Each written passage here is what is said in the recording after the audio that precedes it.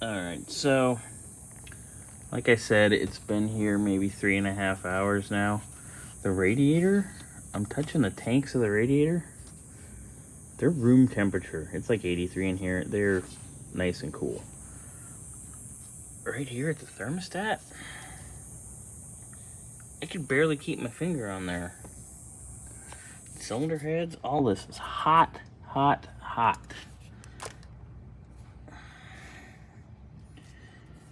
That's concerning that it's holding that heat that long. And also, like we discussed, there's no fuel in there anymore because it all boiled away.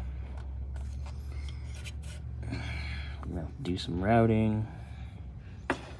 Definitely do some. Okay. What in the hell?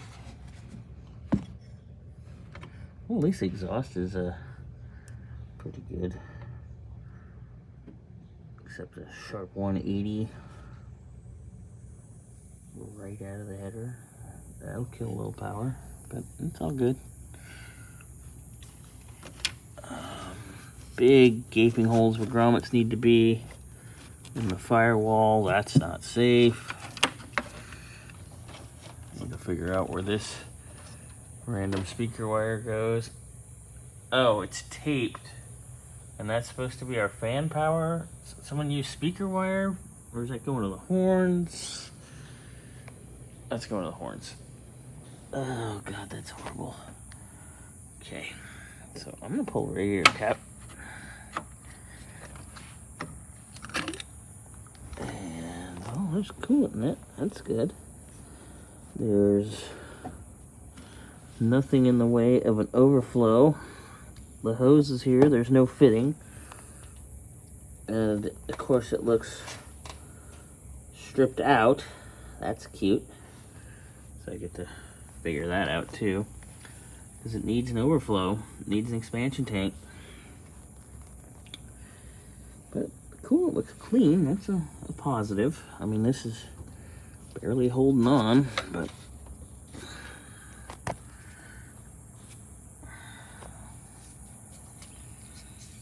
see, this is cool. This is burning hot. I can barely keep my hand on that cylinder head, and this car's been off 3.5 hours. That's incredible.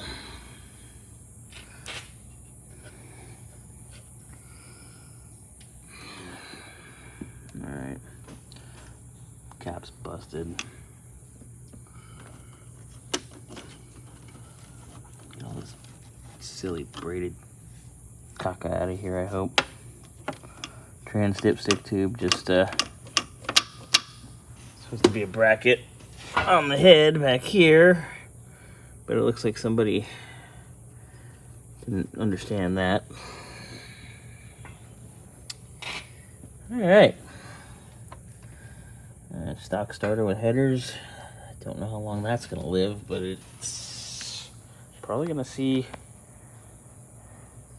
you know, not that long of a life. But we're getting there. Definitely got to figure everything out. Alright, so we've got the fans turned on.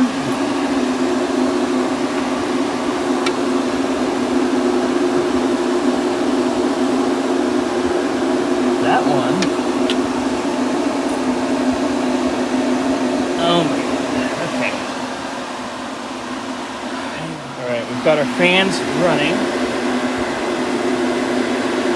Passenger side one is going the proper direction.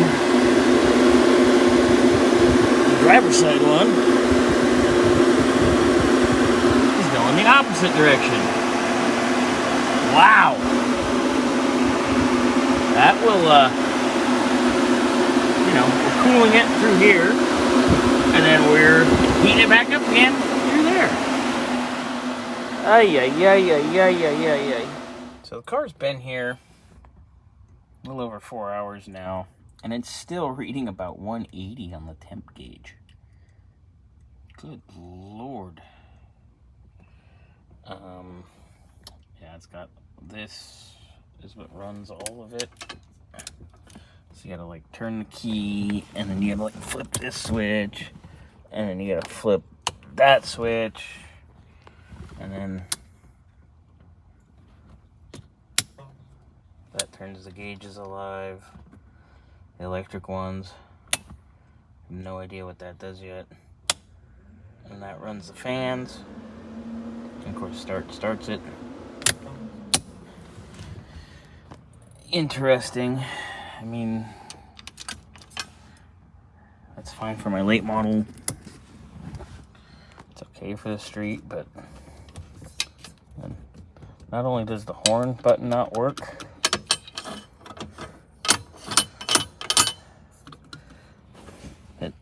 it's zip tied to the side.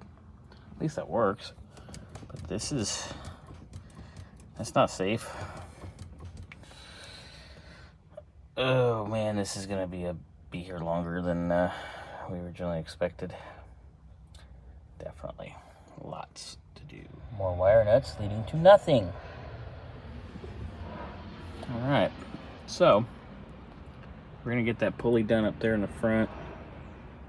Take our wiring, hopefully for our fans, and then fire her up and see what we got. I do want to get a fitting first though for the radiator, so the overflow is functioning, and then I want to test all that stuff.